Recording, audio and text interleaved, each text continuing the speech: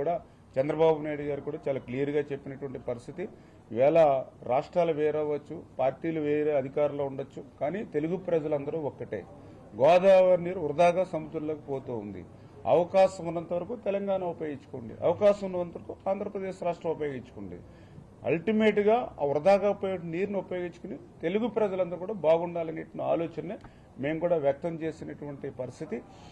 ఖచ్చితంగా రాబోయేటువంటి రోజుల్లో సిడబ్ల్యూసీకి అన్నింటినీ కూడా పర్మిషన్ తీసుకుని ఆ పర్మిషన్స్ ప్రకారమే ఆ యొక్క ప్రాజెక్టుని నిర్మాణం చేస్తామన్న విషయాన్ని సందర్భంగా తెలియజేసుకుంటూ, మీరు ఏదైతే పోలవరం బనకచెర్ల మరి ఏదైతే సముద్రంలో వృధాగా కలిసిపోయేటువంటి నీటిని ఉపయోగించుకుని అత్యంత ఫ్లోరైడ్ వెనకబడినటువంటి రాయలసీమకు 200 టీఎంసీలని రిజర్వ్ చేయాలని, ఏదైతే పోలవరం దగ్గర మీరు చూస్తూ ఉన్నారు, ప్రతి సంవత్సరం కూడా 3000 టీఎంసీ నీరు వృధాగా బంగాళాఖాతంలో కలిసిపోతుంది.